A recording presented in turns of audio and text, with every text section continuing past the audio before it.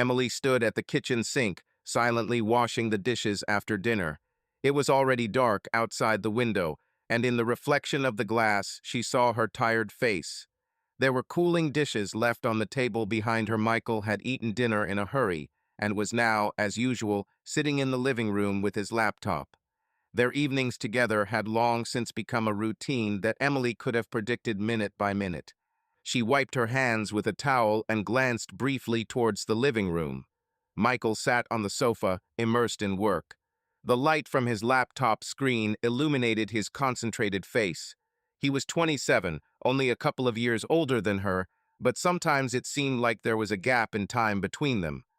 3 years ago, they were happy newlyweds, dreaming of a future together. Now they have noticeably moved away from each other. Emily remembered the days when she and Michael could talk for hours about everything under the sun. Then she felt loved and desired. But over time, the conversations degenerated into the exchange of short phrases about everyday trifles. Michael worked a lot and came home tired. She also worked remotely as a text editor, but was alone most of the day. Sometimes she and her husband barely exchanged a few words the entire day. She entered the living room and stood hesitantly in front of the sofa. She wanted to talk, to say about what was bothering her, but the words got stuck in her throat. A vague dissatisfaction with themselves and the life they led grew in their chests.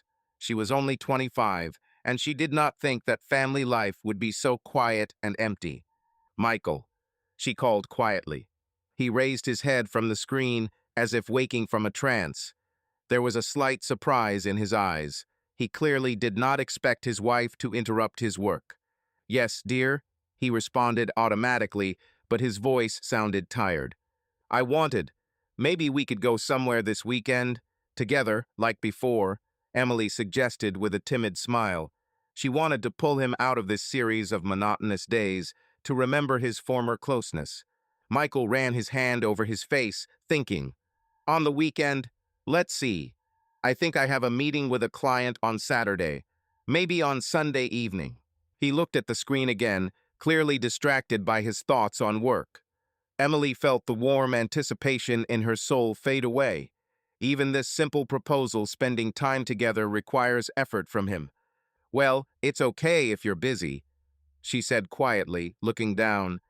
"It's just that we haven't gone out to the cinema or gone out to dinner for a long time." "Yes, I know," Michael sighed, rubbing his tired eyes. "Sorry, I'm stuck at work right now. I'll try to free up some time, honestly." He looked at her guiltily, but almost immediately returned to the laptop, making it clear that the conversation was over. Emily clenched her hands. There was a lump in my throat. She didn't want to start a quarrel. She understood that Michael was trying for their future, building a career. But she lacked attention, simple human warmth.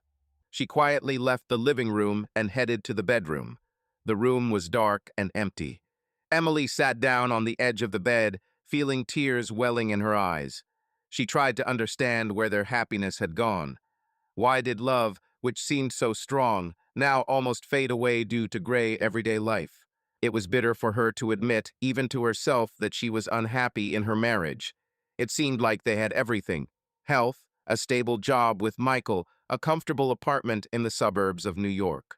But inside Emily there grew an unpleasant feeling that life was passing her by, like a train that did not stop at her platform. Each new day erased yesterday's, as if they were printed on the same poorly equipped copy machine. Monotony, silence, predictability. The phone vibrated on the bedside table, snapping her out of her heavy thoughts.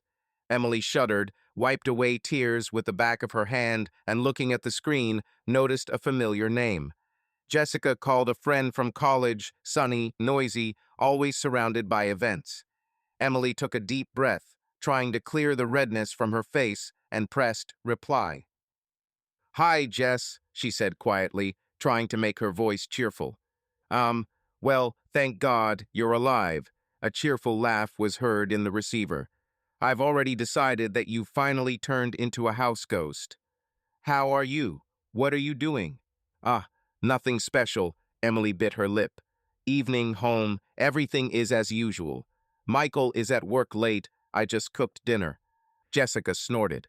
Are you cuckooing within four walls again? It's not serious. Listen, tomorrow night will be just what the doctor ordered. Charity auction, people in tuxedos, champagne, live violins. You're not busy, are you? Tomorrow. Emily automatically looked at the wall clock. And, what date is this? Wednesday, the 9th. Don't pretend the calendar is scary. I got 2 invitations from our office, and I already decided that one was yours. Emily hesitated. She didn't remember the last time she went out somewhere without Michael, and they rarely went out together over the past year. I don't even know. What kind of auction is this? Just don't tell me that you have to buy paintings for $500,000. This is a fund to help children, my friend explained cheerfully. There will be some quiet bargaining, but you can just sign the card and throw $20 in the box. The main goal is to have fun under the guise of philanthropy. Event at the plaza on 5th Avenue. For a minute, Emily's imagination painted sparkling chandeliers, mirrored walls, dull gold of rare frames, and hundreds of smiles. Somewhere deep inside, something stirred. It was an almost forgotten feeling of anticipation. Do you think I should? She lowered her voice. I haven't taken my evening dress out of my closet for 2 years, and I will go alone without my husband. Enough, Jessica interrupted. You and Michael are not Siamese twins. He'll be glad you're having fun. Moreover, you yourself said that he now practically lives in the office on his project. Send him an SMS. I'm leaving with a friend, don't wait, and that's it. Emily grinned, amazed at the ease with which Jess managed her evening. Well, look, I'll come, and everything is on the Forbes list, and I'm wearing a dress from 3 years ago. First of all, your black fish dress is timeless. And secondly, I can give you my emerald earrings. They will make any dress elegant. She heard her friend rummaging through the box. Here, I already found it. Jessica seemed to see her doubts through the phone. So no excuses. I'll pick you up at 6 sharp. Give me your address. I forgot your new house number. Emily looked back at the living room door. Michael was really busy. After his promotion, he returned late, talked about work even at dinner, and she caught herself thinking that they had nothing to chat about for a long time except for utility bills. Okay, she breathed out unexpectedly firmly. Pick me up at 6, I'll be ready. Keep it up, Jessica screamed. Just wear something stunning. And I beg you, no ballet flats, only heels. I'll try, Emily smiled. Her heart began to beat faster, like a student before her first date. Thank you, Jess. I really needed that kick of inspiration. You're welcome. See you tomorrow. They said goodbye. Emily put the phone down and sat in silence for a few seconds, listening to her own breathing. Joyful excitement was mixed with slight anxiety. What would Michael say? But then she straightened her shoulders. She would need to warn him, of course, but the decision had already been made. She went to the closet, opened the doors, and ran her hand over the fabric of the evening dresses, collecting dust under a protective cover. Tomorrow I will again become that Emily who loved light, music, and new faces, she thought. I caught the reflection of my eyes in the mirror, and for the first time in a long time, I saw a spark of insolence there. For the first time in a long time, her evening will be different than usual. The next evening, neatly made up and dressed in her best black dress, Emily waited for her friend at the living room window. She did warn Michael in the morning that she was going to a charity auction with Jessica. He barely looked up from the phone, muttering, "Sure, have a good time," and went back to his work correspondence. Not a trace of jealousy or interest, it seemed like he didn't care. This stung Emily painfully, but she tried to push the unpleasant feeling out of her head. Today, she just wanted to relax. Jessica's car arrived on time. Emily straightened her hair, took her clutch, and ran out of the house, finally glancing at Michael, who remained behind his laptop. Disappointment and anger stirred in her chest. She wanted her husband to pay attention and praise her appearance. But he didn't even look up when she left. "Wow, you look amazing," Jessica exclaimed as Emily got into the car. The friend herself was in an elegant red dress. Her hair was styled. "I told you, you should get out more often. How are you?"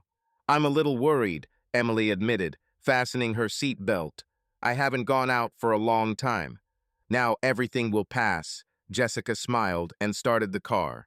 It will be fun, I promise.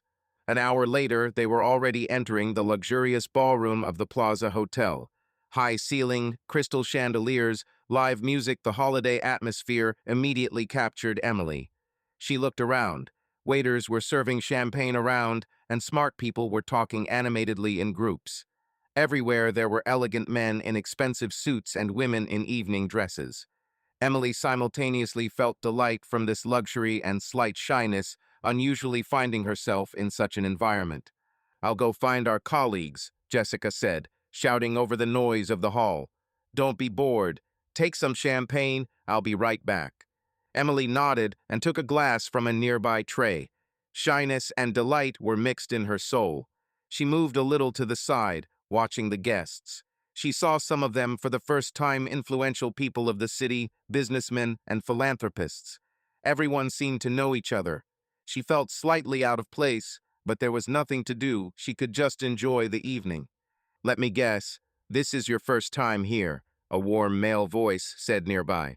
Emily jumped in surprise and turned around. Standing nearby was an attractive man in his late 40s with a confident demeanor. An expensive dark gray suit fit him impeccably, and a watch glittered on his wrist. Light brown hair is neatly styled, and there is a friendly smile on her face. He was holding a glass in his hand, obviously also champagne. Yes, you're right, Emily answered, smiling shyly. I guess I look too confused. The stranger laughed softly. You look charming, but I'm a little shy, it's true. My name is Nick, by the way. Emily, she introduced herself, and took a small sip of champagne to hide the sudden dryness in her mouth. She felt Nick's gaze on her and could not deny that she was flattered by his attention. Do you often attend such events? It's possible, he nodded. My business is connected with charitable foundations, and my wife loves social evenings. He seemed to catch himself and added with a slight smile. Today, however, she couldn't come. She's busy with business. Emily noted the engagement ring on his hand, feeling a mixture of relief and disappointment. Relief because this attractive stranger, it turns out, is not single, which means she shouldn't take his interest personally. And at the same time, there is a slight disappointment because such men are probably never alone. I understand, she responded. My husband doesn't really like such techniques. I came with a friend. Well, it's great that you got out.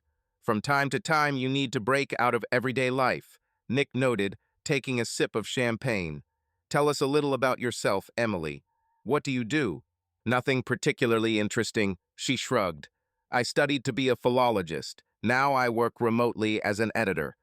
Philologist? So you read a lot and love literature? He asked with keen interest. I love you, yes, Emily smiled a little more confidently. But my work is rather technical. I edit custom texts, articles, reports, nothing creative. I understand. Nick nodded thoughtfully. You know, my company just lacks a sensible editor for internal materials. If you want, you can send your resume. I think we could find a use for you if you're interested in something new. Emily's eyes widened. She didn't expect such a turn. Is it true? That would be great. Of course I'm interested. That's great, the man smiled wider. Let me write down your number so as not to forget, and I will contact you tomorrow or the other day. Emily dictated her mobile number to him, her voice slightly trembling with excitement. She felt a slight euphoria, just a few minutes of conversation, and Nick had managed to make her feel special. They talked some more. Nick turned out to be a pleasant conversationalist, moderately witty, attentive to her words. He talked about funny incidents from past auctions, making Emily laugh. She forgot the last time she laughed so carefree. At some point, Jessica appeared nearby. She raised her eyebrows when she saw Emily in the company of an attractive stranger. Oh, sorry for the distraction, my friend apologized with a smile. It's time for us. It seems they are going to announce the results of the auction. Yes, of course. Emily suddenly realized that time had flown by. She looked at Nick. She suddenly didn't want to end the conversation. Nice to meet you, Emily. Nick bowed his head slightly, saying goodbye. I hope to see you again. And I'm not talking about work, although that too. Emily felt a slight blush touch her cheeks. And I'm glad. Thank you for the pleasant conversation. Nick held her hand for a second longer than normal social etiquette required and looked into her eyes. See you. Stepping out into the cool night air, Emily seemed to wake up. My heart was beating faster than usual. Jessica immediately began asking, "Who is this handsome guy? What were they talking about?" "It's Nick. He offered to help me with my work," Emily answered, trying to sound casual. She clutched her purse to her chest, inside of which lay Nick's business card. "With work, right?" my friend said slyly. "What about a candlelit dinner?" he didn't suggest. "Jess," Emily shook her head reproachfully, but couldn't help but smile. "Stop it. He's just an acquaintance." However, Nick's words still resonate in her soul. "I hope to see you again, and I'm not talking about work." This phrase, his look and light touch on his hand filled my heart with anxiety. On the way home, Emily tried to push away the embarrassing thoughts. She was pleased with Nick's attention, but she was a married woman, and he was a married man. Late at night, lying in bed next to the already sleeping Michael, Emily stared at the ceiling for a long time. She remembered Nick's smile, his voice. It seemed incredible to her that such a person could appear in her measured life. "Stop it," she told herself. "It's just a casual acquaintance." But somewhere in the depths of her soul, a small hope arose for the changes that she so lacked. The day after the auction, Emily's phone rang around noon. An unfamiliar number appeared on the screen. Emily's heart skipped a beat for some reason. She immediately thought it was Nick. She answered hastily, her eyes glued to her laptop monitor to appear busy. "Hi, this is Nick," said a well-known baritone. "I hope I'm not distracting." "Oh, Nick, hello." Emily felt her cheeks turn treacherously pink, even though her interlocutor couldn't see her. No, everything is fine. I was wondering if maybe you wouldn't mind meeting for lunch today. I would tell you more about the editor vacancy I mentioned." Emily hesitated for a second. The offer sounded too tempting to refuse. "Yes, and there was professional interest. What if this is a chance?" "Yes, of course," she answered, trying to keep her voice even. "What time and where?" Nick suggested a cozy bistro in the center for 13 o'clock. Emily agreed. After turning off the call, she noticed that her hands were shaking slightly. She hastened to convince herself that she was worried solely about the possibility of a new job. Before leaving, she glanced at her reflection. She wore a light blouse and a knee-length skirt, a casual but neat outfit. Emily didn't dress up too much so as not to attract too much attention from others, much less colleagues, if someone asked where she was going. Officially, she told Michael that she was meeting with a former classmate during the day, but in reality, she went to the city center. At the appointed time, she entered the bistro and immediately saw Nick. He was sitting at a table by the window, having already ordered water. When he saw Emily, he stood up and smiled welcomingly. "Glad you came," Nick said, moving a chair so she could sit. "I was afraid you were busy." "It's nice to see you too," Emily replied, sinking into a chair. "Thank you for the invitation." The waiter brought the menu, and for several minutes they pretended to study it, although neither of them was thinking about food at all. Finally, after ordering salads and coffee, Emily and Nick were left alone for a quiet conversation. Nick told us more about his company, a large investment agency. What they really needed, he said, was someone who could edit reports and press releases. Emily listened carefully and asked questions. She really was interested, although part of her mind was distracted by how beautifully his lips moved, by the expression in his eyes. "Do you really think I'm suitable?" she asked hesitantly at one point. "I have no experience working in investment firms." "You have experience in editorial work, but you'll understand the specifics," Nick assured. "I'm confident in your abilities, Emily. Besides, I admit, I'm just pleased to have another reason to meet you."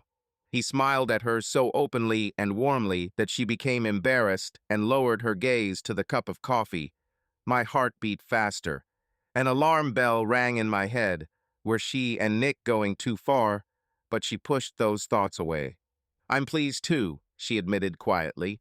You are very kind. I'm just being honest. Nick leaned forward slightly, catching her gaze. Last night impressed me not only in terms of charity. Emily bit her lip, trying not to smile.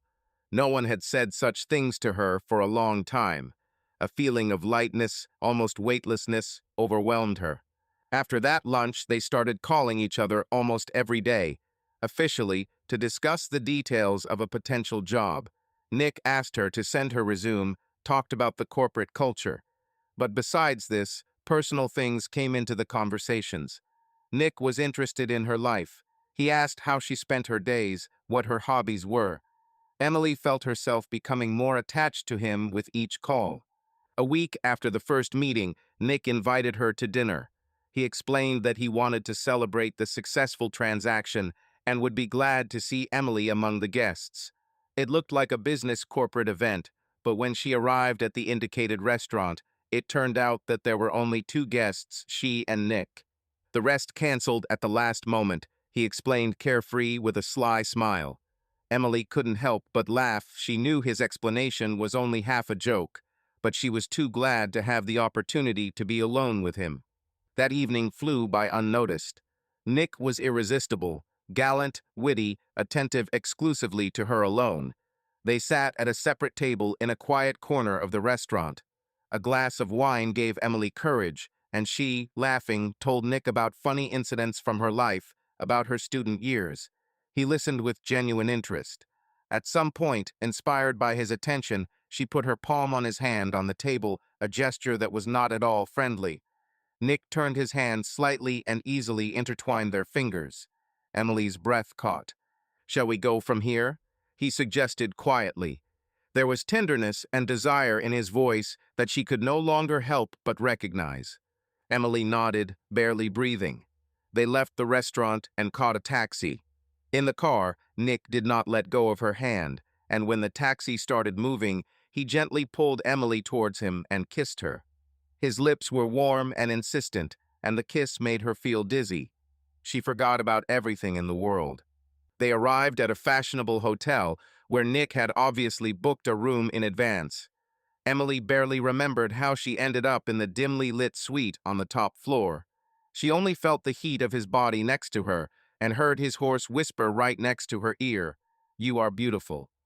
All doubts, all arguments of reason disappeared without a trace. They greedily picked off kisses, as if trying to make up for all the previously missed moments of intimacy. Nick whispered tender words right next to her ear, promising that he would make her happy. Her heart was pounding somewhere in her throat when, looking into her eyes, he removed a strand of hair from her face and whispered, "You are incredible." That night, Emily cheated on her husband for the first time. In Nick's arms, she felt such pleasure and intimacy that she had never known before. It seemed like something forbidden, scary, and at the same time sweet was happening to her. Nick was gentle, but passionate, attentive to her every sensation. Every touch of his gave her a new surge of pleasure, making her forget about everything. Late at night, lying on the rumpled sheets next to Nick, Emily realized the full extent of what had happened. She buried her face in his shoulder, hiding unbidden tears. These were tears of happiness and guilt at the same time. Nick ran his hand gently through her hair. "Are you okay?" he asked softly. "Yes, I'm sorry, I don't know myself." Emily sobbed helplessly, trying to cope with the surging emotions. Nick pulled her tighter. "No need to apologize. If it's because of Michael, I don't want you to feel guilty. Believe me, I'm not an angel either." He sighed, and Emily felt the warmth of his breath on her. "My marriage, it has long been only an appearance. My wife and I live like neighbors. I don't feel guilty because there is no real intimacy between us anymore." Emily propped herself up on her elbow and looked into Nick's face. In the dim light of the night lamp, the expression in his eyes seemed sad. She suddenly really wanted to believe him. "I'm sorry," she whispered. "Don't be sorry," he touched her cheek with his fingers. "I should have changed everything a long time ago. But the push was missing, and then you showed up." Emily's heart sank. Nick ran his fingers through her hair, looking as if she was the only thing that mattered. These words immediately justified what happened between them. Emily nodded, looking into his eyes, and at that moment she believed every word he said. She returned home in the morning. Quietly slipping into the apartment, Emily found Michael sleeping. He never suspected anything that night. Lying next to her, she thought that her life was now divided into two. During the day, she was still Michael's wife, and in the evenings, in her thoughts, she belonged to Nick. It was frightening and exciting at the same time. The secret relationship she and Nick had begun gave her what she had wanted for so long: a sense of newness, passion, a sense of self-worth. And for now, she didn't want to think about the cost of all this. It's been about 2 months since that night at the hotel. Emily and Nick's secret romance was gaining momentum. They met whenever possible, sometimes at lunchtime, more often in the evenings. Nick rented a small apartment in the center for their dates, a cozy love nest, as he called it with a smile. There Emily felt free from all obligations, happy and loved. However, there was increasing tension at home. Michael noticed changes in his wife. She became absent-minded, often stayed outside the house, and sometimes returned unusually inspired or, on the contrary, thoughtful. He tried to ask if everything was okay, if she was sick. Emily made excuses by being tired or having additional work orders. The further she went, the more lies penetrated her daily conversations with her husband. One evening, when Emily returned home later than usual, she found Michael in the kitchen. He was sitting at the table with a cup of cold tea in front of him. From the expression on his face, she realized that he was waiting for her to talk.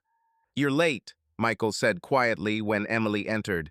"We agreed to have dinner together. I cooked pasta, but it was already cold." There was resentment in his voice. Emily felt a pang of conscience. She really promised to be home by 7 today, but she was late with Nick, losing track of time.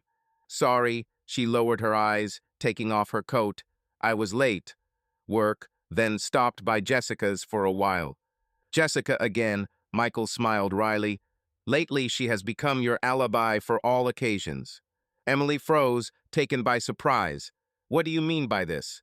Michael stood up from the table, running his hand through his hair, a gesture of irritation that she had not seen from him for a long time. "I'm not stupid, Emily. You are almost never at home. There are always some meetings, calls that you prefer to take in private.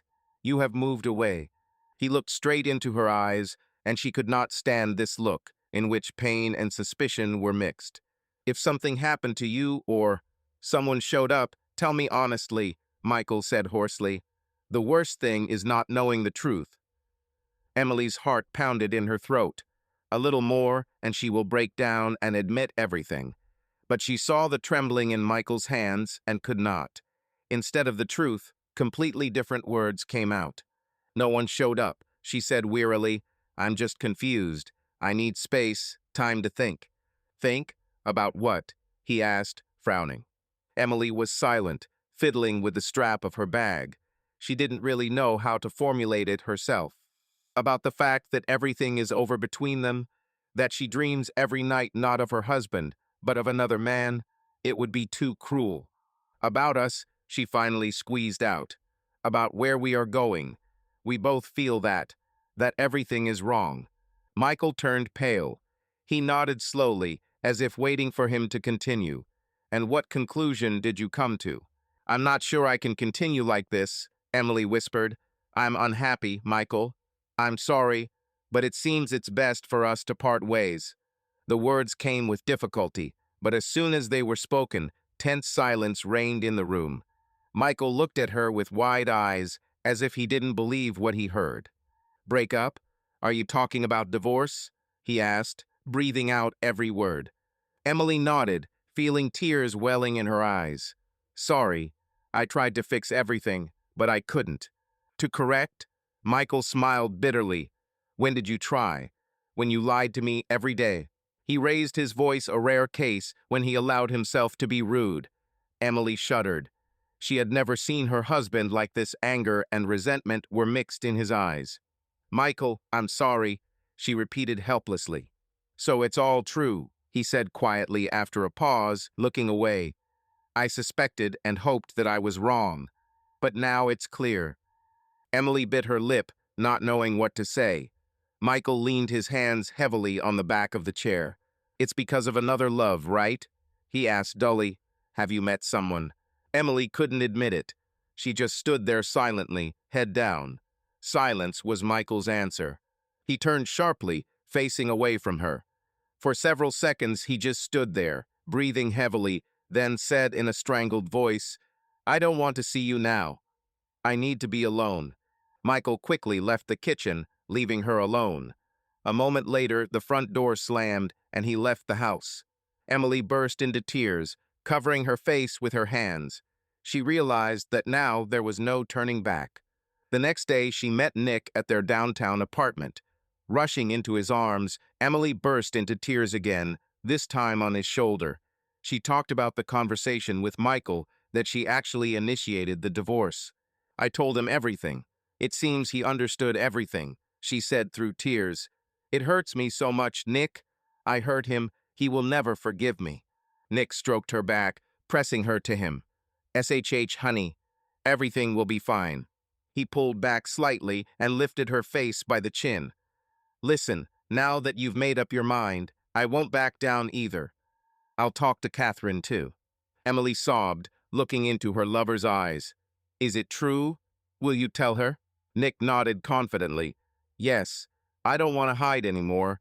You deserve more than to hide behind four walls. I'll tell Catherine that our marriage has run its course." Emily listened to his words, trying to stop the trembling in her chest. "And do you think she will agree to the divorce?" "It's not going anywhere," Nick answered quietly. "We have a marriage contract. There won't be any special problems. I think everything will go off in a civilized manner." He smiled and carefully wiped the tears from her cheeks. "Trust me. After a while, we will be able to be together openly. Just imagine, you will no longer need to hide or deceive. We'll start a new life, Emily." The girl's heart was filled with gratitude and love. She cupped his face in her hands and kissed him. This kiss contained all her hope for the future. They talked for a long time that evening, making plans. Nick, stroking Emily's hair, whispered how they would travel together, how they would buy a house by the lake. Emily listened with bated breath, believing every word. She imagined how she would wake up next to him every morning without fear or secrecy. Her heart overflowed with joy. What awaited them ahead, as it seemed to her, was true love and freedom to be together. That evening, falling asleep in Nick's arms, Emily felt relief for the first time in a long time. The decision was made, her old life was left behind. She mentally imagined life with Nick, how they would wake up together every morning, go on vacation, perhaps start a family. These dreams brought a smile to her face. It seemed to her that the hardest part was over. The decisive step had been taken. Nick will soon be free, and so will she. All that was left was to be a little patient. The first days after the conversation with her husband were difficult for Emily. Michael went to spend the night with a friend and almost never appeared at home, avoiding meetings. A painful tension hung in the air. Emily packed her things little by little, preparing for the imminent move. She understood there was no way back to the shared apartment. Nick became her only outlet. She spent every free minute with him. It was with Nick that she felt safe, although at times she was tormented by remorse and pity for Michael. In an attempt to somehow ease her soul, she called Jessica and invited her for coffee. They met in a small cafe near the center. Jessica listened to her friend carefully. Emily confessed to her for the first time that she had fallen in love with someone else and decided to leave Michael. "That's how it is," Jessica said quietly, stirring her latte with a spoon. "Honestly, I guessed that you had someone. You have changed a lot lately." Emily looked down. "Are you angry?" "I'm rather disappointed," my friend sighed. "Michael loves you. Loves you. He's a good person." "I know," Emily answered sadly. "I didn't plan to do this. It just happened." Jessica shook her head. I'm not judging you. Life is complicated. But tell me honestly, are you confident in this man? You are destroying everything old for his sake." "I'm sure," Emily said without thinking, and felt a pang of doubt from how quickly she answered. "That is, yes, Nick is very good. He cares about me. He will leave his wife. We will be together. Jessica smiled sadly. I'm glad if you're really happy. Just be careful. Sometimes it seems that you know a person, and then the other side opens. You don't know him, Emily objected hotly. He's not like that. The friend raised her hands in surrender. Okay, okay. I'm just worried about you. Emily nodded, realizing that Jessica was trying to warn her with the best of intentions. But deep down, she was sure. Nick is her destiny. Everything must work out. A couple of days later, Michael sent a message that he had filed for divorce. Emily looked at the screen for a long time, experiencing a gnawing pain. Everything suddenly became final. She answered briefly that she was ready to discuss the details through lawyers. She didn't have the courage to meet Michael in person. Shame and guilt overwhelmed her. Nick tried to support her these days. He said that she did the right thing, that a happy life awaited them ahead. However, one thing was bothering Emily. Nick still hadn't talked to his wife. Every time she cautiously asked about it, he brushed it off.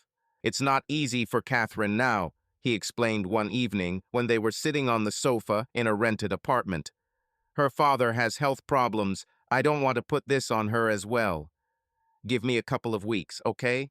Emily nodded obediently, but anxiety was brewing inside.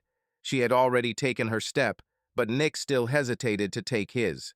Reason told her that 2 or 3 extra weeks would not solve anything after many years of Nick's marriage to Catherine. But Emily didn't want to seem intrusive or distrustful. She convinced herself that Nick knew better when to choose the moment. Time passed. Emily actually moved into Nick's apartment downtown, returning to her original home only for the remaining things. They no longer communicated directly with Michael, only through short business messages. It hurt her, but she understood that it was even easier for both of them. One evening, Emily held a small candlelit dinner at her and Nick's hideout to celebrate her new job. Thanks to Nick, she was hired as a part-time editor at his company, and this distracted her from gloomy thoughts. Nick arrived later than usual, citing urgent matters. He looked tired, but was pleased with Emily's efforts: wine, candles, homemade pasta. You are a miracle, he said, kissing her cheek. Sorry for keeping you waiting.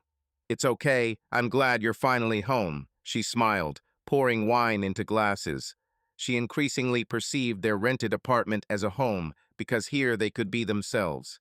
Over dinner, Nick talked about his difficult day, and Emily listened, trying not to think about the main issue. However, after a couple of glasses, she made up her mind. Nick, have you already chosen the moment to talk to Catherine? She asked quietly, lowering her eyes to the plate. He froze for a second, then took her hand on the table. Soon, my love. Don't rush things. I promised I will fulfill it. Just a little more. Emily smiled weakly and nodded. Nick changed the subject, talking about plans for the weekend. He suggested going to the ocean to take a break.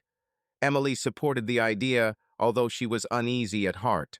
After dinner, Nick went to the shower and Emily began putting away the dishes. As she walked past the sofa, she noticed a folded piece of paper lying between the pillows. Her heart sank. She picked up the note and unfolded it. On the piece of paper, in a neat feminine handwriting, was written, "Don't forget, 7 p.m. as always." Emily froze, holding the note with trembling hands. Guesses flashed in my head. Was it from Catherine, his wife?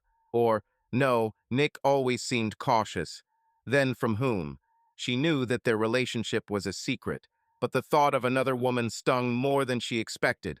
She didn't have time to come up with an explanation when Nick appeared in the bathroom doorway, drying his hair with a towel. Seeing the note in her hands, he raised his eyebrows.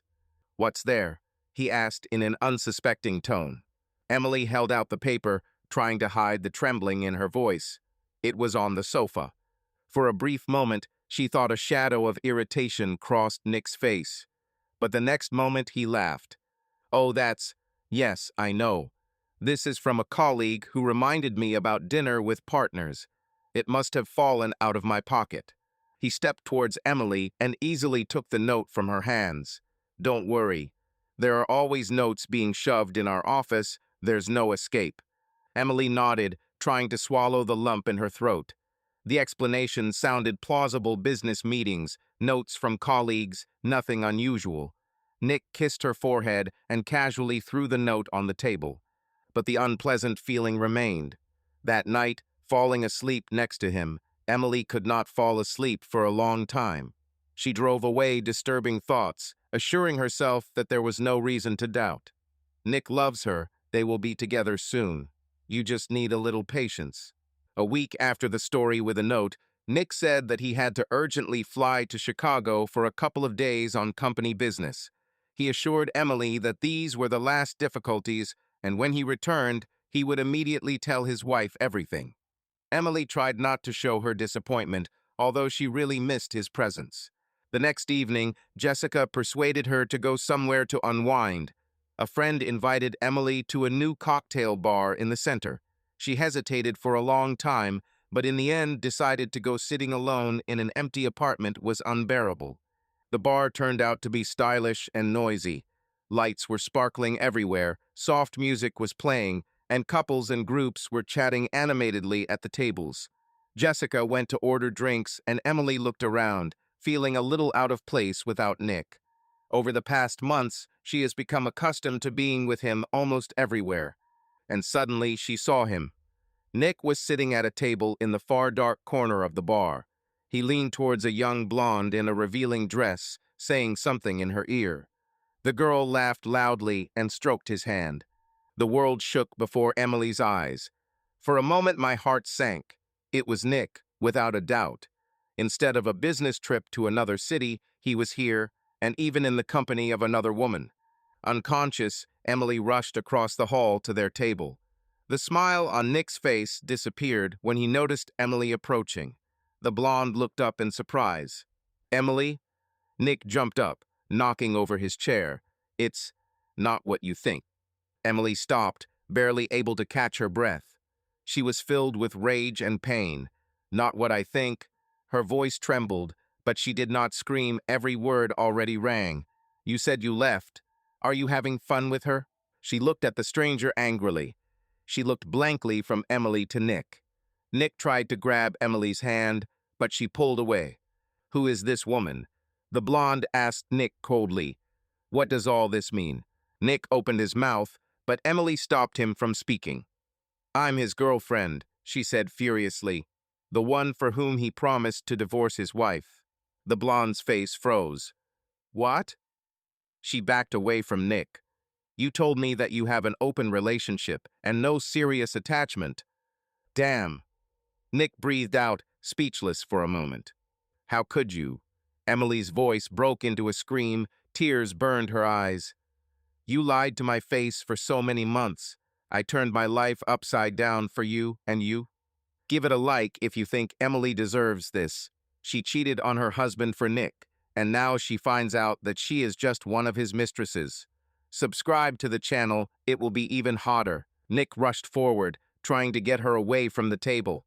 "Emily, don't make a scene." "It's late," she smiled bitterly, pushing him away. "The scene began a long time ago." The blonde also stood up and grabbed her purse. "Did you lie to me?" She raised her voice at Nick. "You said that you only love me." Nick rushed between two angry women. The bar's patrons had already begun to turn around. He grabbed his head. "Ladies, please, let's go out and calmly discuss." But Emily could no longer restrain herself. "Don't touch me," she shouted, taking a step back. Not a word more. She couldn't bear to be there for another second. Turning around, she rushed away, pushing aside onlookers. On the way out, I bumped into Jessica, who had returned with drinks. "Emily, what happened?" She dropped the glasses, looking at her friend in fear. Emily didn't answer. Choking with sobs, she ran out into the night street. Cold air hit my lungs. Jessica ran out next, trying to catch up with her.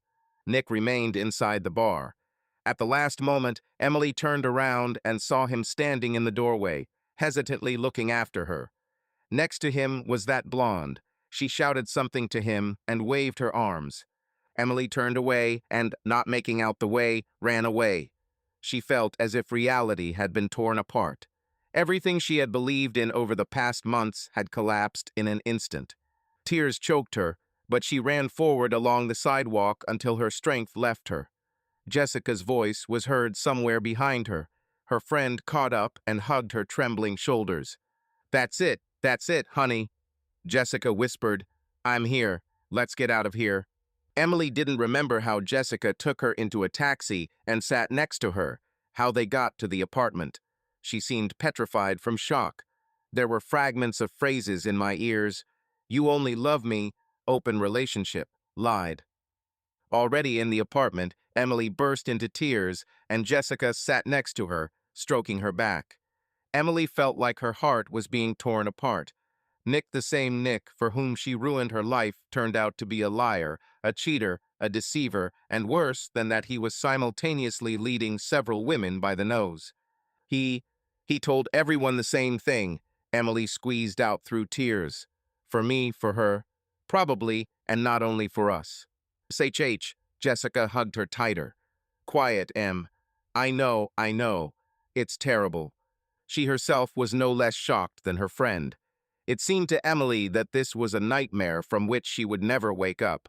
It seemed like just yesterday she was making plans for a happy future, and today she found herself in the role of a deceived fool. That night she hardly slept, only occasionally falling into an uneasy sleep. Jessica stayed overnight, afraid to leave her alone. The phone rang several times, most likely from Nick, but Emily didn't answer. She didn't want to hear another word of lies. Nothing could justify what he saw. Her whole life had recently been based on Nick's promises, and now they had collapsed overnight. All that remained was emptiness and bitter resentment. The morning brought not relief, but a new wave of pain.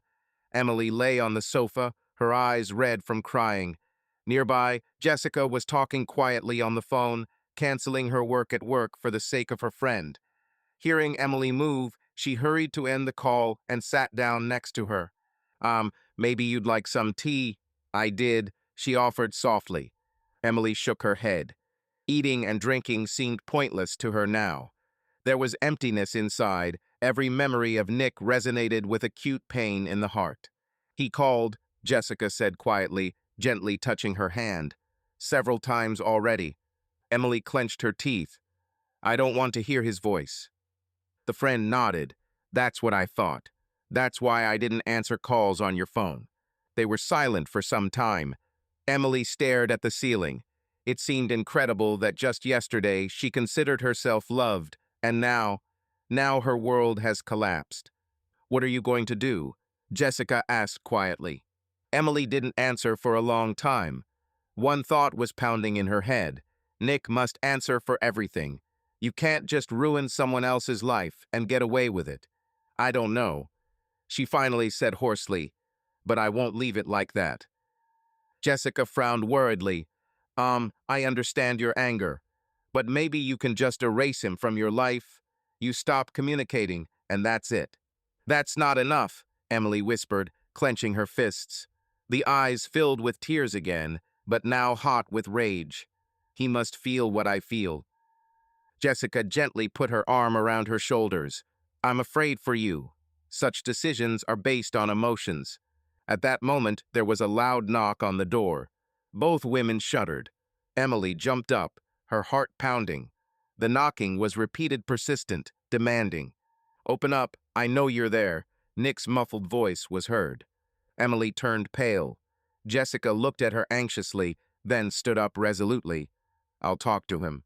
She headed for the front door, but Emily rushed after her and held her hand. "No need. Me, myself." Jessica hesitantly let go of the door handle. Emily took a deep breath, trying to control her racing heart, and opened the door. Nick stood on the threshold with a rumpled appearance and red eyes. His usually immaculately styled hair had strands sticking out haphazardly, as if he hadn't slept all night. "Emily," he breathed, meeting her gaze. "We need to talk." As soon as she saw him, she felt overwhelmed with rage and hatred, and at the same time pain because she still loved this man. But love was no longer enough to overcome betrayal. "We have nothing to talk about," she answered coldly, blocking the passage to the apartment with herself. Nick glanced quickly at Jessica, who was standing behind him, and then back to Emily. Please let me explain. I'm going crazy. I need to explain everything to you. Explain? She asked bitterly. What can you explain? What lied to me every day? That you have not one, but several mistresses. He jerked as if from a blow. No, it was not what I thought. She finished coldly with his favorite phrase. Don't bother. Nick tried to take her hand, but she quickly pulled her hand away. Jessica came up from behind and stood next to her. Her presence gave strength not to give in to emotions. Emily, my love. Nick spoke quietly, looking her straight in the eyes. Yes, I did something terrible. I'm nothing. I know everything. But that girl yesterday, it didn't mean anything. I swear, I was going to break up with everyone. I wanted to be only with you.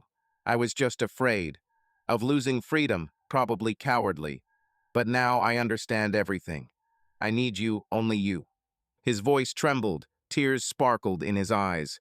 Just yesterday, such words would have melted Emily's heart.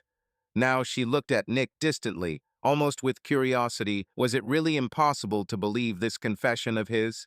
How many were there? She suddenly asked quietly. Besides me and that blonde? Nick blinked. No one else, I swear. There was one affair for a couple of weeks. And that's it.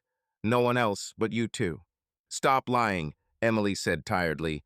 I don't believe a word you say anymore. Nick stepped forward, trying to hug her, but quickly pulled back when Jessica blocked his way. It seems the girl made it clear that the conversation is over, the friend said, glaring at Nick with a hard look. Please leave. He ran his hand over his face, his voice breaking into a plea. Emily, please, don't leave me. We will fix everything. I will do everything for you. At least I'll get down on my knees. He actually got down on one knee right on the threshold. Jessica gasped in surprise, but Emily didn't care anymore. She looked at this once confident, strong man now humiliating himself in front of her, and felt nothing but devastation and anger. Get up, don't humiliate yourself, she said quietly. You're right, you're a nonentity. And I'm sorry that I didn't notice this earlier. Despair flashed across Nick's face, giving way to coldness. He slowly rose to his feet.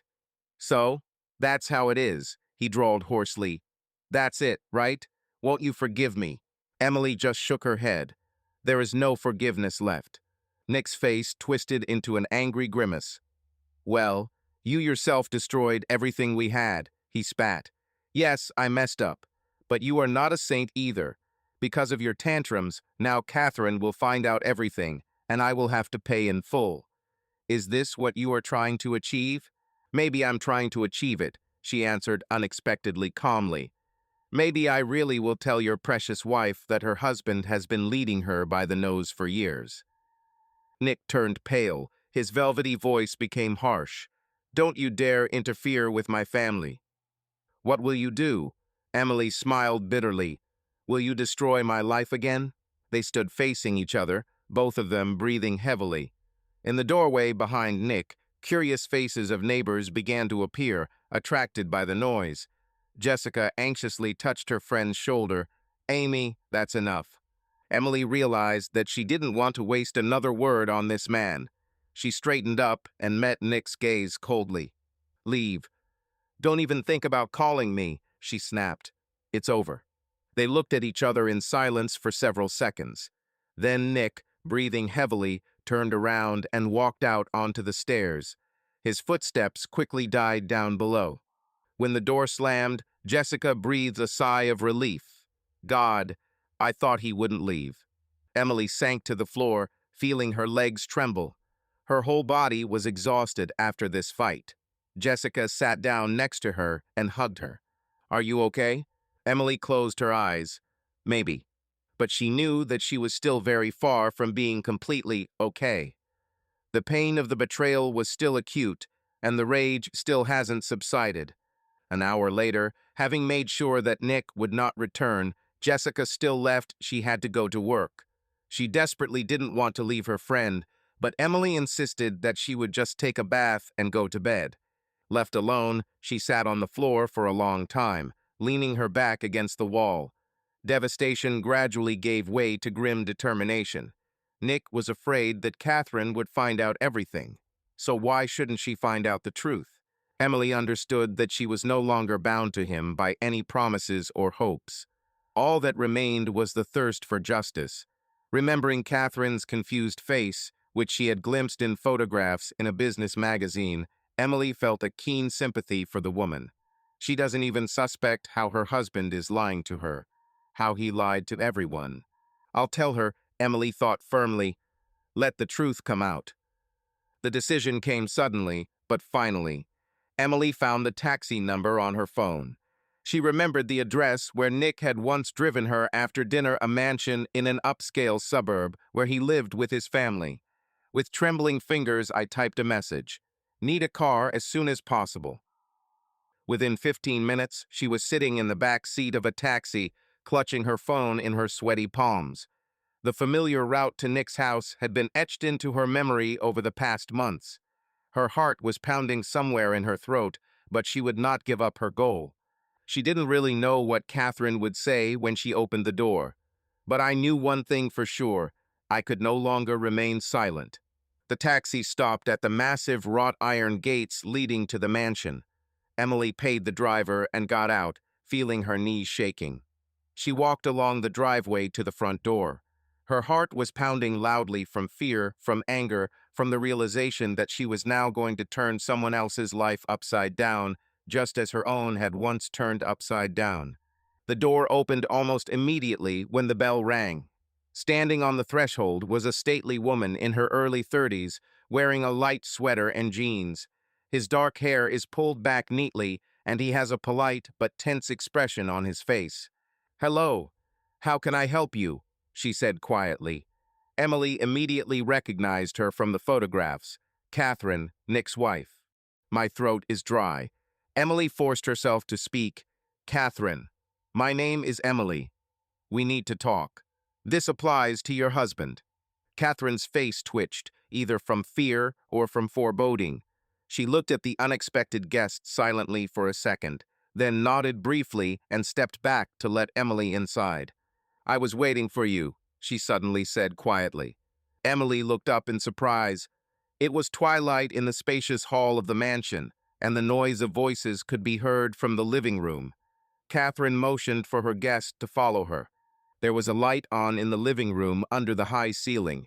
Michael stood by the fireplace. At the sight of Emily, he tensed and straightened up. In his hands, he held a thin stack of documents. "Michael."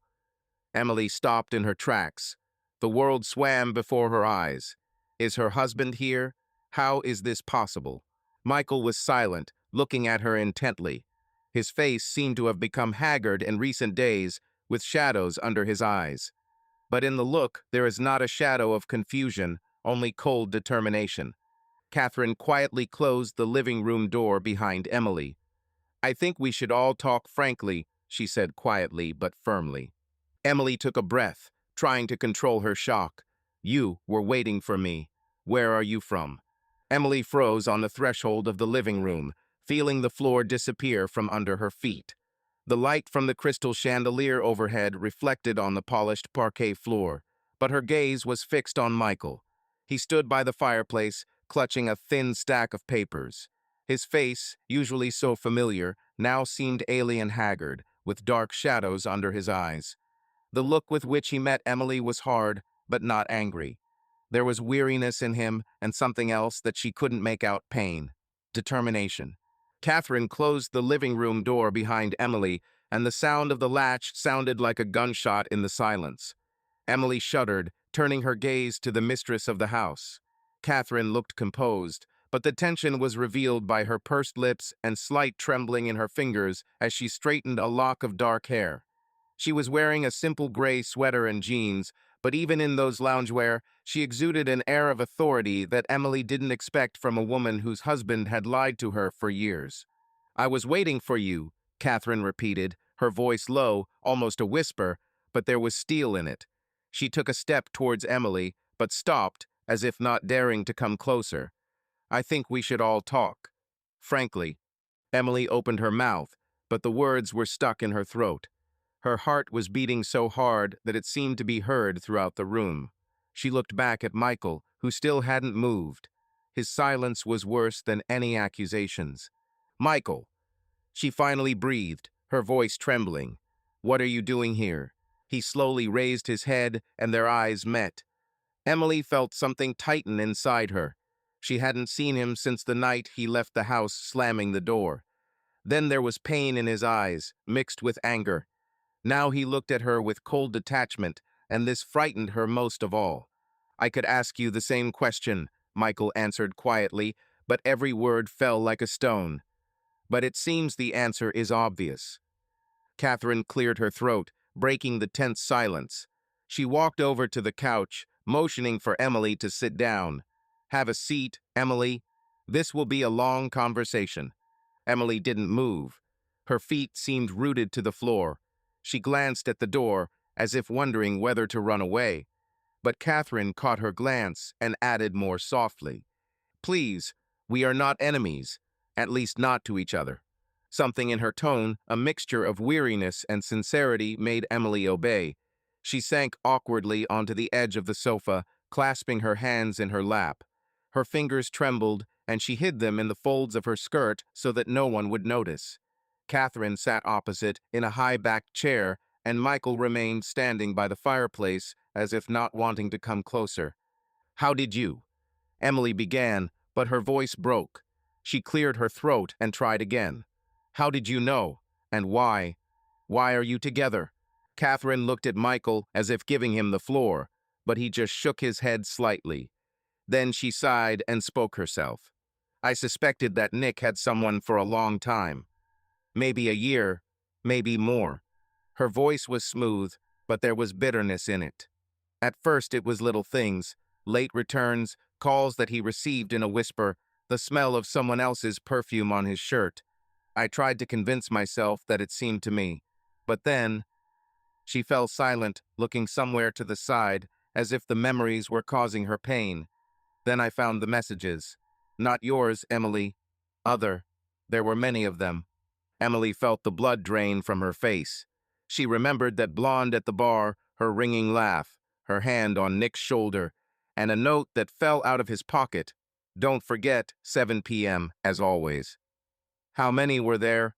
How many women believed his lies like she did? "I hired a detective," Catherine continued, her gaze returning to Emily. "Not right away, of course. At first I tried to talk to Nick, but he denied everything. He smiled and said that I was making it up. You know how he can. Convince." Emily nodded, unable to answer. She knew that Nick smiled all too well, warm, confident, the one that made her heart beat faster. The one that made her forget about Michael, about her marriage, about herself. "The detective gave me the names," Catherine said. "Yours was one of them. But not the only one." She paused, looking at Emily as if waiting for a reaction. Emily clenched her fists, her nails digging into her palms. I didn't know," she managed. "He said that his marriage, that you haven't been with him for a long time." "Not close?" Catherine finished with a bitter smile. "Yes, this is his favorite song. He sang it to me too when we first got married, and apparently everyone else." Emily lowered her head, feeling tears welling in her eyes. She wanted to say that she was sorry, that she didn't want to ruin someone else's life, but the words seemed empty. Instead, she looked up at Michael, who was still silent. "And you?" she asked quietly. "How did you end up here?" Michael finally moved. He placed the papers on the mantelpiece and crossed his arms over his chest. His movements were slow, as if he was holding himself back. "Do you think I didn't notice anything?" His voice was low, with a subtle hoarseness. "You came home late, lied about Jessica, about work. I've seen you change, Emily. You were happier, and it killed me because I knew it wasn't because of me." Emily closed her eyes as if she could hide from his words. Each of them hit exactly the target, and she felt the familiar lump of guilt growing inside her. She remembered those evenings when she returned from Nick's. Her cheeks were burning and her eyes were sparkling. She thought Michael didn't notice. How wrong she was. "I didn't want to believe," Michael continued, his voice becoming a little louder. I hoped I was wrong. But after that night, when you said you wanted to break up, I understood, and he filed for divorce. Emily shuddered, opening her eyes. You filed? She knew this, he wrote to her, but hearing it out loud was more painful than she expected. Why didn't you ask me? Didn't try to talk? Michael smiled bitterly, and a shadow of the old pain flashed in his eyes. Why, you decided everything yourself. Emily bit her lip, unable to find an answer. He was right. She had been lying to him for months, and even now, standing in front of him, she could not justify herself. She looked down, feeling tears burning her eyelids. Catherine cleared her throat, bringing them back to reality. Michael contacted me a couple of weeks ago, she said, her voice businesslike but not harsh. Through mutual friends, one of our friends works at the same company as Michael. He mentioned that Michael was in a difficult situation. I suggested a meeting. Emily raised her head, frowning. Meet? For what? Catherine looked at Michael, who nodded slightly, allowing her to continue. Because we are both tired of lies, she answered. I am from Nick. Michael from you. We both wanted the truth, and it seems they found her. Emily felt something break inside her. She looked at Michael, then at Catherine, and suddenly realized how strange they looked together, two people she had unwittingly connected through her mistake. Her husband and her lover's wife. It was almost absurd, but at the same time frighteningly real. What do you want from me? She asked, her voice barely audible. Why were you waiting for me here? Catherine leaned a little closer, her eyes searching Emily closely. I want a divorce, she said simply, but Nick won't give it to me easily. We have a prenuptial agreement, and if I don't provide proof of his infidelity, I'll lose everything. The house, the money, the business that I helped build. She fell silent, her lips trembled. I won't let him take away from me the life I deserve. Emily nodded in understanding. She remembered Nick casually talking about the prenuptial agreement, insisting that Catherine wasn't going anywhere. Then she believed him. Now I saw how much I was mistaken. And you, Michael? Emily turned to him, her voice trembling. What do you want? He was silent for a long time, looking at her. His face was inscrutable, but a shadow of pain flashed in his eyes. I want this to end, he said finally, so that you and Nick don't ruin my life anymore, and so that you don't get into trouble if he drags you into his games. Emily frowned. What games? Michael and Catherine looked at each other. Catherine took a folder from the table that Emily hadn't noticed before and opened it. Inside were photographs, printouts of messages, and some tables. Emily caught a glimpse of her name on one of the documents, and her heart skipped a beat. Nick isn't just cheating, Catherine said, her voice growing harsher. He uses his connections to cover up other things. Financial, illegal. My detective found traces of transfers that don't match his company's records. And your name, Emily, also came up in some of the documents. Emily felt the blood drain from her face. My name? But I only edited texts for his company. I didn't know anything. We believe, Michael said quickly, and for the first time there was softness in his voice. But if the case goes to court, you may be summoned. Or worse, accused of complicity. I don't want you to get hurt any more than you already have. Emily closed her eyes, trying to comprehend what she heard. Nick didn't just lie about love. He used her as a pawn in his machinations. She remembered how he casually asked her to sign some papers, assuring her that it was a formality. How she trusted him without asking questions. What do you want me to do? She asked, opening her eyes. Her voice was hoarse, but there was determination in it. I'll help. Tell me what you need. Catherine smiled slightly, but the smile was tired, joyless. We need proof, she said. Not only his infidelities, but also what he does behind the scenes. You were close to him, Emily. You know his habits, his phone number, his schedule. If you agree to, pretend to forgive him, we can get what we need. Emily froze. The thought of meeting Nick again, seeing his smile, hearing his voice, made him sick. But she looked at Catherine, then at Michael, and realized that she could not refuse. Not now that her mistake had gone this far. You don't have to, Michael said suddenly, and his voice was unexpectedly soft. "It's dangerous.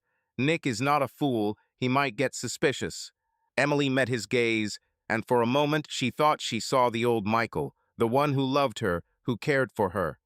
But this Michael was in the past, and she herself destroyed him. "I have to," she answered quietly. "Not you, not Catherine. For yourself. I have to fix what I've done." Michael nodded, but his face remained expressionless. Catherine closed the folder and looked at Emily with something akin to respect. "Okay," she said. "Then we'll start tomorrow. I'll give you everything we have: records, passwords, names. But Emily—" She paused, her gaze becoming more serious. "Be careful. Nick knows how to manipulate. You know this better than anyone." Emily nodded, feeling a cold determination grow inside her. She remembered Nick's face at the bar, his desperate excuses at her door. He was a master of lies, but now she knew the truth, and she won't let him deceive her again. "I can handle it," she said, and there was a strength in her voice that she herself did not expect. Catherine stood up, straightening her sweater. "Then we agreed. I'll walk you to the car. It's already late." Emily stood up, feeling her legs trembling with fatigue. She quit one last look at Michael, who still hadn't moved. Their eyes met, and for a moment she wanted to say something, to apologize, to explain, to ask for forgiveness. But she just nodded, and he responded in kind. Emily sat at the kitchen table in Jessica's apartment, clutching a cup of cold tea in her hands. Outside, New York City was bathed in the gray morning light, and in Emily's head, Catherine's words from the previous evening echoed. "Pretend that you forgave him. This is our only chance." The plan seemed simple, but the thought of seeing Nick again made her stomach churn. She closed her eyes, trying to banish the image of his smile, the one that once made her heart beat faster, but now only brought bitterness. Jessica walked into the kitchen, tying her hair into a messy bun. She glanced at her friend and frowned. "You look like you haven't slept all night," she said, sitting down opposite him. "Is this because of the conversation with Catherine and Michael yesterday?" Emily nodded without looking up. "I agreed to help them, Jess. But now, I don't know if I can. This means meeting Nick. Again." Jessica reached across the table and squeezed her hand. Listen. You don't have to play their games. Catherine and Michael may want to expose Nick, but this is not your war. You've already been through hell." "This is my war," Emily objected quietly, finally looking at her friend. "I destroyed my marriage. I allowed Nick to manipulate me. If I don't help stop him, I'll never forgive myself." Jessica sighed, leaning back in her chair. "You're too hard on yourself. But if you decide, just be careful. This Nick is a slippery guy. I saw the way he looked at you in the bar, even when everything fell apart. He won't give up easily." Emily smiled faintly, but the smile came out forced. "I know. That's why I'm scared." The phone on the table vibrated and Emily jumped. Catherine's name flashed on the screen. She took a deep breath and answered, trying to sound confident. "Catherine, hi," she said, feeling Jessica looking at her intently. "Good morning, Emily." Catherine's voice was businesslike, but with a hint of fatigue. "Are you ready? I collected everything I promised. We can meet in an hour. Michael will be there too." Emily swallowed, feeling her heart speed up again. "Yes, I'm ready. Where?" "At the cafe on the corner of 5th and 23rd. It is quiet. No one will disturb you. Bring only yourself and your phone. Nick can call at any time." "Okay," Emily breathed. "See you." She hung up and met Jessica's worried gaze. "It's starting, right?" asked a friend. Emily nodded, getting up from the table. "Wish me luck." "Good luck, Em," Jessica said quietly. "And for God's sake, don't let him fool you again." The cafe on the corner of 5th Avenue was cozy, but inconspicuous, the perfect place for conversations that didn't need to attract attention. Emily walked in, adjusting her scarf, and immediately noticed Catherine and Michael at a table by the window. Catherine was flipping through some papers and Michael was looking at his phone, his face tense. When he saw Emily, he raised his head and their eyes met. She felt a pang of guilt, but forced herself to approach. "Hi," she said, sitting down on the chair opposite. "Sorry if I'm late." "You're on time," Catherine replied, pushing the papers away. Her eyes studied Emily carefully, as if checking to see if she had changed her mind. "Would you like some coffee?" "No, thank you." Emily shook her head. "Let's get straight to the point." Catherine nodded, a barely noticeable smile touching her lips. "Fine. Here's what we have." She pushed a thin folder toward Emily. "These are detective reports. Messages, photos, call recordings. There's you, that girl from the bar, and 2 other women." Nick wasted no time. Emily opened the folder, and her eyes fell on the printed message. "I can't wait to see you again," Nick wrote to someone named Laura. The date was a week before their last meeting in a rented apartment. Emily clenched her jaw, feeling anger boiling inside her. He wrote this until... She didn't finish, slamming the folder shut. "How could I be so blind?" Michael coughed, and Emily looked up at him. He looked at her with something akin to sympathy, but quickly looked away. "You're not alone," he said quietly. He deceived everyone. Catherine leaned closer, her voice becoming firmer. "We need more than these messages." The detective found traces of financial transactions that do not match the reports of Nick's company. Transfers through charitable foundations, accounts in false names. But to prove this, we need access to his phone or computer. Emily frowned. "Do you think he stores such things on his phone?" "Nick is not as smart as he seems," Catherine answered with a cold smile. "He's lazy and self-confidence. I've seen him leave his phone without a password when he thinks no one is looking." Michael nodded, speaking for the first time. "I can help with the analysis if we get the data. I have experience with financial statements. If there is something illegal there, I will find it." Emily looked at him, feeling gratitude stir in her chest. Michael didn't have to help, not after everything she'd done. But he was here, and it meant something. "And what should I do?" she asked, turning back to Catherine. "Should I call him? Should I say that I've changed my mind?" Catherine nodded. "Write to him. Something simple. Say that you need to talk, that you miss her. He'll take the bait. Nick can't resist the opportunity to take back control." Emily swallowed, pulling out her phone. Her fingers hovered over the screen. She remembered how Nick stood on the threshold of her apartment, begging for forgiveness. Then she drove him away, but now she will have to pretend. She typed a message, trying not to think about how disgusting it was. "Nick, I was too harsh. Maybe we can meet? I want to talk." She showed the text to Catherine, who nodded approvingly. "Great, send it." Emily hit send, and her heart sank. She felt like a traitor, but not to Nick, to herself. Catherine put her hand on her wrist, as if sensing her doubts. "You're not doing this for him," she said quietly. "For myself. For all of us."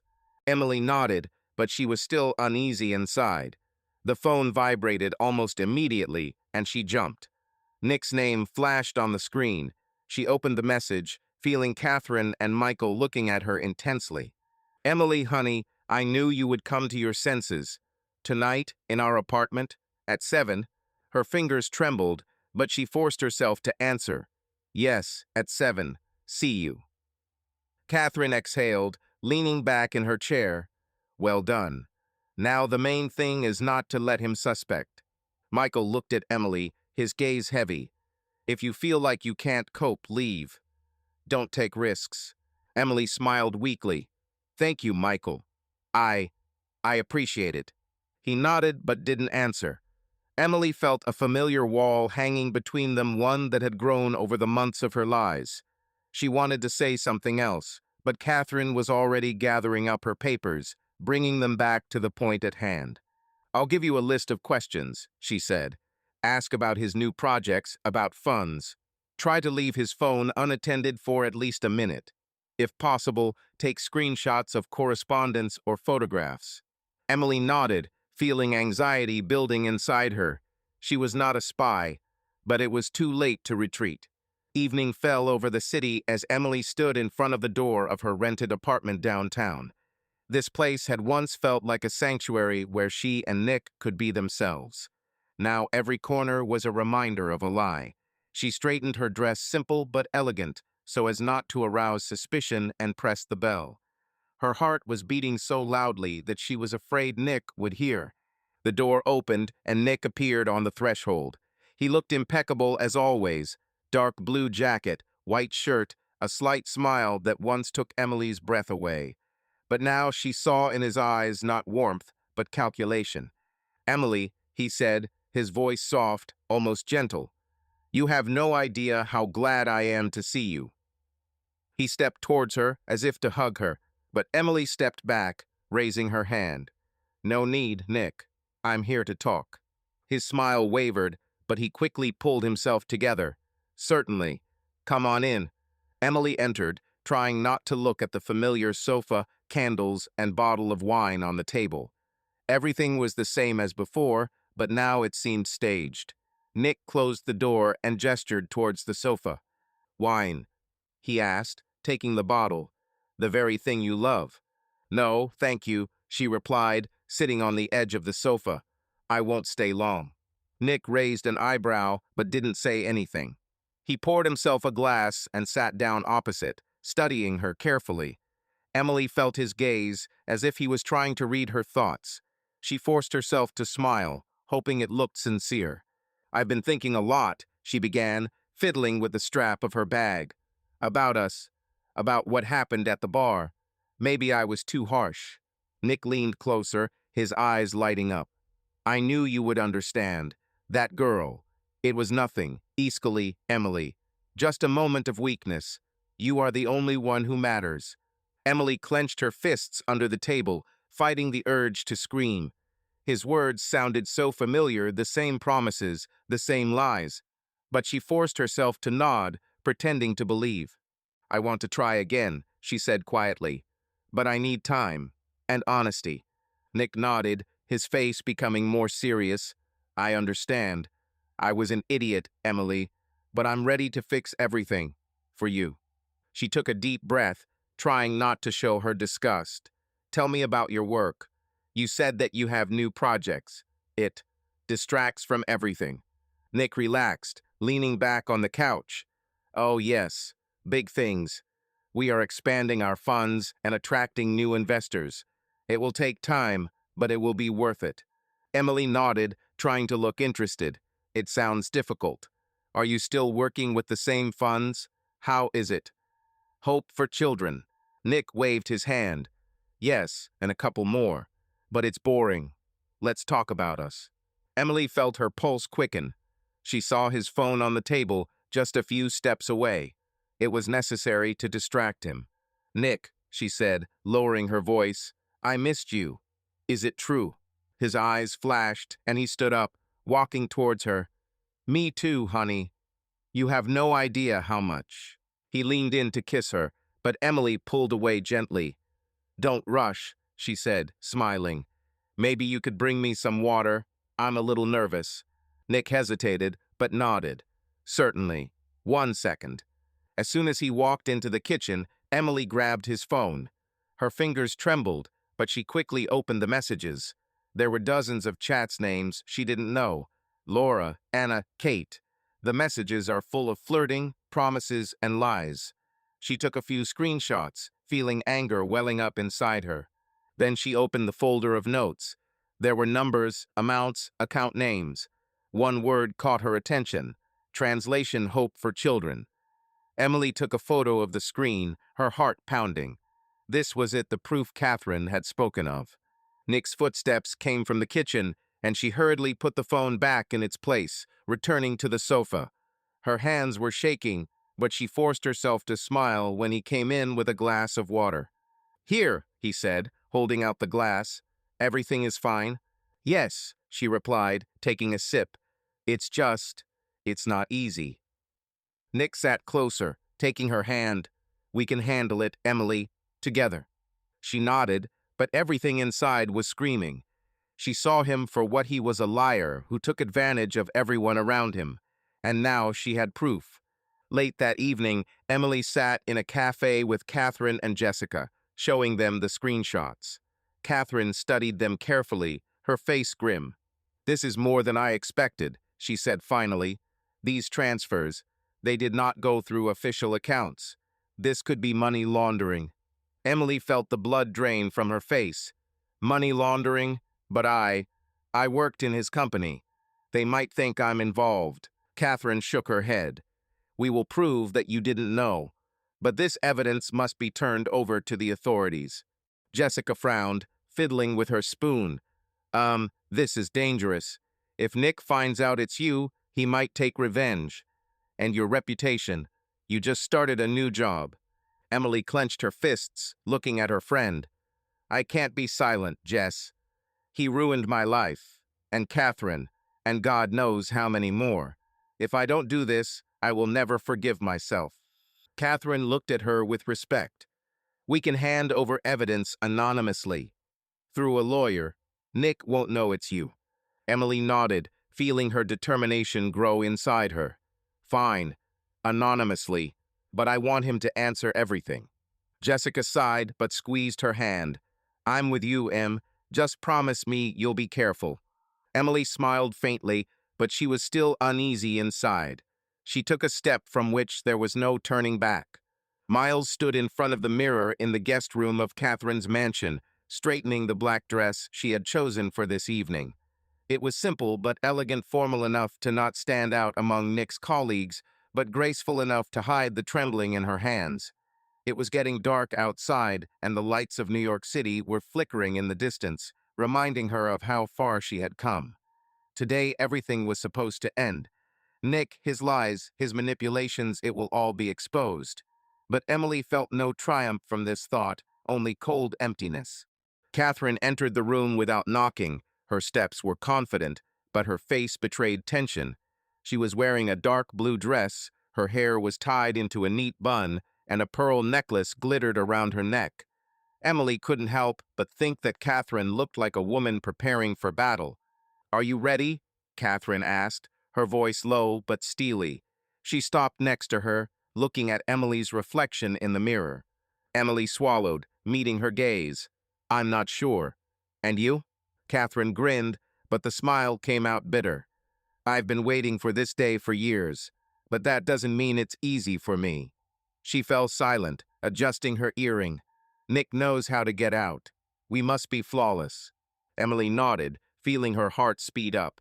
She remembered the screenshots from Nick's phone, the financial reports that Michael had been analyzing all week. The evidence was irrefutable correspondence with other women, transfers through charitable foundations, accounts that did not add up. But Nick was a master of lies. What if he finds a way to get out? And Michael? Emily asked, her voice shaking. Will he be there? Catherine looked at her with something akin to sympathy. Yes, he prepared the legal documents. If everything goes according to plan, we will hand them over to the authorities immediately after receiving them. But Emily, she paused, as if searching for words. Don't expect too much from him. He's not doing this for you. Emily looked down, fiddling with her purse strap. She knew it. Michael filed for divorce, and his coldness in recent days made it clear their marriage was dead. But every time she saw him, something tightened in her chest, longing for what they had lost. I understand, she said quietly. Shall we go? Catherine nodded, and they left the room, down the wide staircase into the mansion's hallway. Guests were already gathering there, Nick's colleagues, business partners, several influential figures from charitable foundations. Emily recognized some of them from meetings at Nick's office, where she worked as an editor. They smiled, holding glasses of champagne, unaware that the evening would not end as they expected. Michael stood at the entrance to the living room, talking to a tall man in a sharp suit, the lawyer whom Catherine had hired to hand over the evidence. At the sight of Emily, he fell silent, his gaze slid over her, but immediately returned to his interlocutor. Emily felt a twinge of pain, but she forced herself to walk past, following Catherine. Stay close, Catherine whispered as they entered the living room, and don't show fear. Nick will feel weak. Emily nodded, looking around the room. Crystal chandeliers cast a soft light on polished tables laden with hors d'oeuvres. Waiters slid between guests, serving drinks, and in the corner, a string quartet played something unobtrusively classical. Everything looked perfect, too perfect, like a stage set for drama. And then he appeared. Nick entered the hall, confident as always. His dark suit fit him perfectly, his hair was neatly styled, and his smile, the same one that had once melted Emily's heart, shone as if he were the king of the evening. He shook hands, joked, and the guests responded with smiles. Emily felt anger boiling inside her. How could he look so casual? After everything he's done? He's here, she whispered, and Catherine nodded, not taking her eyes off her husband. Let him enjoy it, she answered quietly. This is his last night in this world. Emily swallowed, feeling her palms become damp. She took a glass of champagne from the tray just to keep her hands busy and took a small sip. The taste was as bitter as her thoughts. Catherine walked up to the small stage in the center of the hall, where musicians usually performed. She tapped the microphone to get his attention. The guests fell silent, turning to her.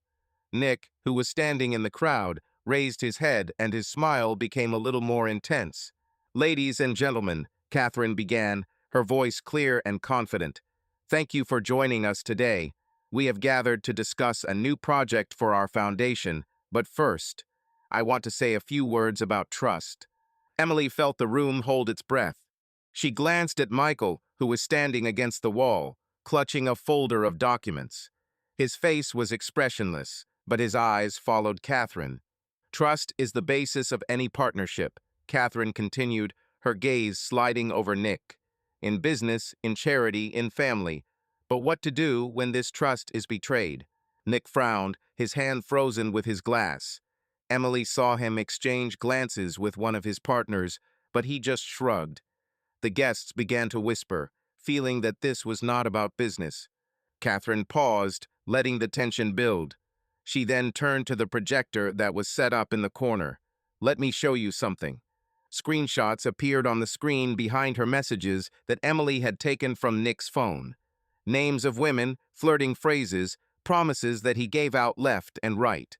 The guests gasped, someone covered their mouth with their hand. Nick turned pale, his glass trembled. What the hell? He muttered, stepping towards the stage. Catherine, what does this mean? It's true, Nick, she replied, her voice as cold as ice. Your truth. Laura, Anna, Kate, and Emily. She looked at Emily, and she felt all eyes turn to her. Emily clenched her fists, trying not to lower her eyes. She knew her name would come up, but standing under those gazes was harder than she expected. One of Nick's colleagues coughed, looking away, others whispered. This is a lie, Nick shouted, his voice becoming harsh. Someone forged these messages. Catherine, did you create this circus to embarrass me? Catherine smiled, but there was no warmth in her smile. Oh, this is just the beginning. She switched the slide, and financial reports appeared on the screen: transfers, accounts, names of funds. These documents show how you used our charities to launder money. Millions, Nick, and all under the cover of your novels. The hall erupted in whispers. Nick's partners began to look at each other. One of them, an elderly man with gray temples, stepped forward. Catherine, this is a serious accusation. Do you have proof? More than, she replied, gesturing at Michael. My consultant, Michael, analyzed this data. He is ready to hand them over to the authorities, along with witness statements. Michael stepped forward, picking up a folder. His gaze was firm, but Emily noticed his hand shaking slightly. Everyone is here, he said, his voice level. Transfers, fake accounts, names. It's not fake. Nick laughed, but it came out nervously. You agreed, he shouted, pointing at Catherine, then at Emily. It's her, Emily. She dragged me into this trap because I wanted to break up with her. Emily felt the blood rush to her cheeks. She stepped forward, unable to remain silent. Break up with me. Her voice trembled, but she didn't stop. You lied to me, Nick. Lied to all of us. You promised me a future, but you slept with other women and stole money. The audience gasped. Nick opened his mouth, but the words stuck. His face contorted with rage, and he stepped towards Emily, but Catherine blocked his path. That's enough, Nick, she said, her voice like a whiplash. You're done. I'm filing for divorce, and the lawyer already has these documents. You've lost everything. Nick froze, his breathing heavy. He looked around the room, but no one looked him in the eye. Partners looked away, colleagues whispered, even waiters froze, watching. His world was falling apart, and he knew it. "You'll be sorry, Catherine," he hissed, his voice filled with venom. "And you, Emily, both of you, I will find a way." "Threaten as much as you want," Catherine interrupted. "But you are no longer the king. Leave." Nick clenched his fists and his face turned red. For a moment, Emily thought he would lunge at Catherine, but he just turned around and walked toward the exit, pushing aside the guests. The door slammed behind him, and the hall fell into silence. Catherine exhaled, her shoulders slumping slightly. She turned to the guests, her voice becoming confident again. "I apologize for this performance, but the truth had to come out. The project we talked about will continue without Nick's participation. Thank you for your attention." The guests began to disperse, whispering and exchanging glances. Emily stood there, feeling her legs give way. She did it. They did it. Nick was exposed. But why then was there such emptiness in my chest? She looked at Michael, who was still standing at the stage, talking to the lawyer. Their eyes met, and he nodded to her briefly, without words. Emily, I realized that this was goodbye. Their partnership ended, as did their marriage. She wanted to come up and say something, but he had already turned away, leaving with the lawyer. Catherine came down from the stage and walked over to Emily, her face tired but calm. "You're doing great," she said quietly. "I know how hard it was." Emily shook her head, her eyes filling with tears. "I don't feel young. I ruined everything, Catherine. My marriage, your life." Catherine put her hand on her shoulder. "You didn't ruin my life. Nick did it himself. And you helped me regain control. Thank you." Emily sat on the couch in her new apartment, small but cozy, in the heart of Manhattan. Outside the window, the city was noisy taxi horns, snatches of conversations from passers-by, the distant rumble of the metro. She looked at the TV screen where the morning news was playing, but her thoughts were far away. 3 months have passed since that evening at Catherine's mansion when Nick's world collapsed. 3 months that changed everything. A familiar face flashed on the screen. Nick, handcuffed under camera flashes, walked surrounded by police. The headline read, "Prominent businessman arrested for money laundering." Emily froze, her fingers gripping the remote control. The reporter talked about millions siphoned off through charities, about fake accounts, about partners who turned their backs on Nick after being exposed. She turned off the TV, feeling a strange relief mixed with emptiness stir inside her. "This is the end," she whispered, looking at the dark screen. The end of Nick, the end of the life she had almost destroyed for him. Her gaze fell on the box in the corner of the room, the last one she had brought from the old apartment she shared with Michael. The divorce was finalized 2 weeks ago, quietly and formally through lawyers. Michael did not show up for the last meeting, sending a representative in his place. Emily didn't blame him. She herself did everything so that a wall would grow between them that could no longer be destroyed. The phone on the table vibrated, breaking her out of her thoughts. Jessica's name flashed on the screen. Emily smiled as she answered. "Hi, Jess," she said, trying to sound cheerful. "Hey, heroine of the day." Jessica's voice was, as always, full of energy. "Have you seen the news? Your ex-lover is now a crime star." Emily grinned, but the laugh came out bitter. "Yes, just now. I don't know whether to be happy or... I don't know." "Don't be happy, Em. Just breathe out. He got what he deserved. And you, how are you?" Emily leaned back on the couch, staring at the ceiling. "I'm okay, I guess. I packed the last box. Tomorrow I start a new job." "Is it in that publishing house?" Jessica clarified. "Where will you write your cool articles?" "Yeah," Emily smiled wider. "They want a series of materials about personal growth. A bit ironic considering what I've been through." "Ironic, but perfect," Jessica objected. "You know what you are writing about. And, I'm proud of you. You did it." Emily felt her eyes sting with tears. "Thank you, Jess. I couldn't have made it out without you." "Oh, stop it," my friend laughed. Listen, let's go to our cafe this evening. Let's celebrate your new start.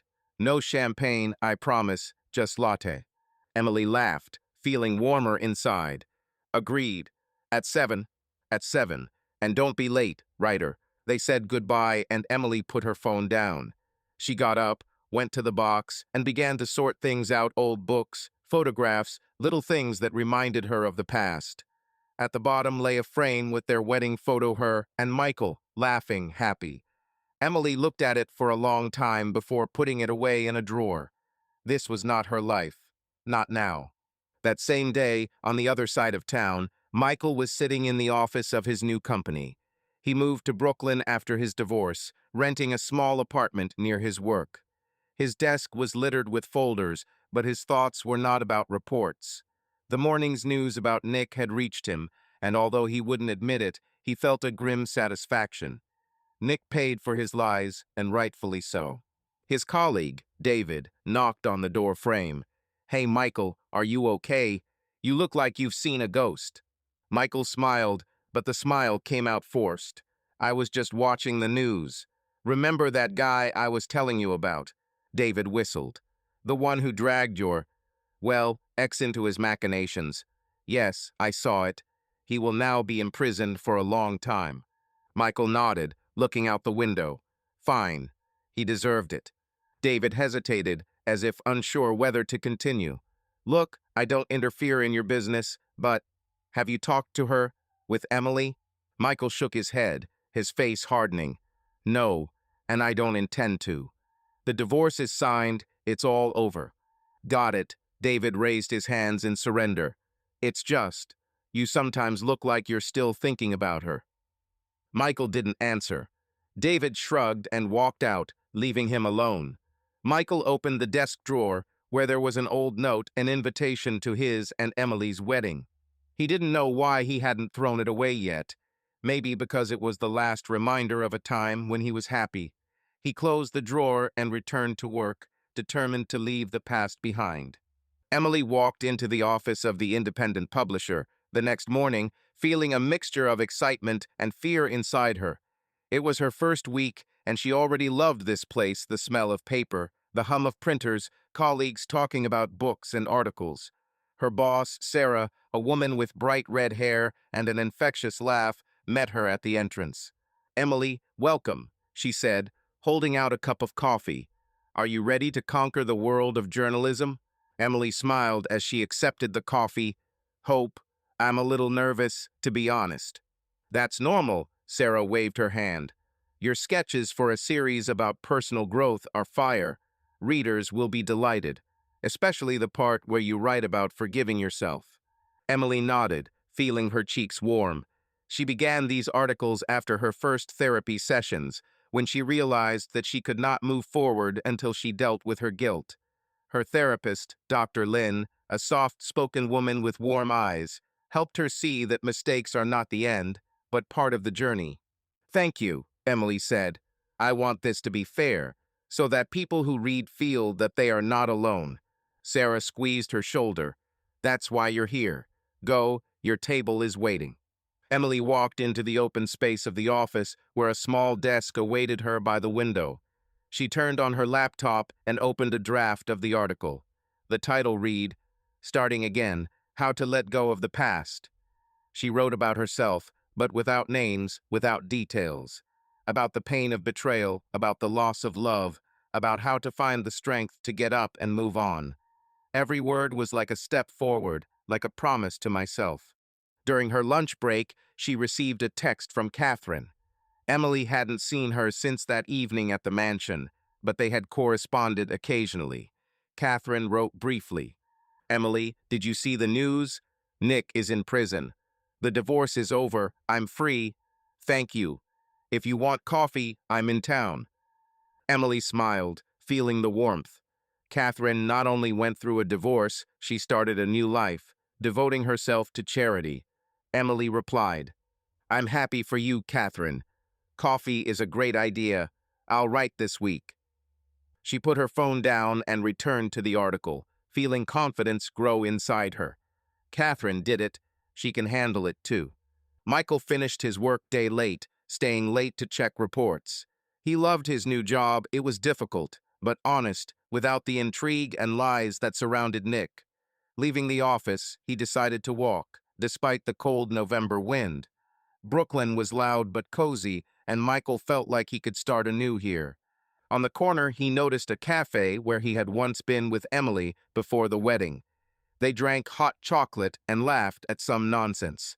He paused, looking at the illuminated windows, and for the first time in a long time allowed himself to remember her without anger. Emily was part of his past, but not his future. He knew that she was also moving on. Jessica had mentioned in the conversation that Emily worked in publishing. Michael was happy for her, although he would never say it out loud. "It's time to go home," he muttered, putting his hands in his pockets and walking on. There was a lightness in his gait that was not there before. He didn't know what lay ahead, but for the first time in months he felt ready to find out. Emily sat in a cafe in Manhattan, finishing her article.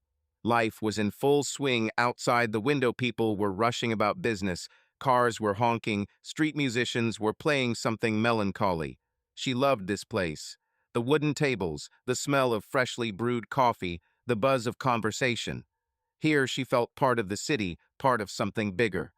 Her laptop was open to the last paragraph of the article. Forgiveness is not forgetting. It is a choice to let go of pain to make room for new things. For myself. She reread the words, smiled, and clicked save.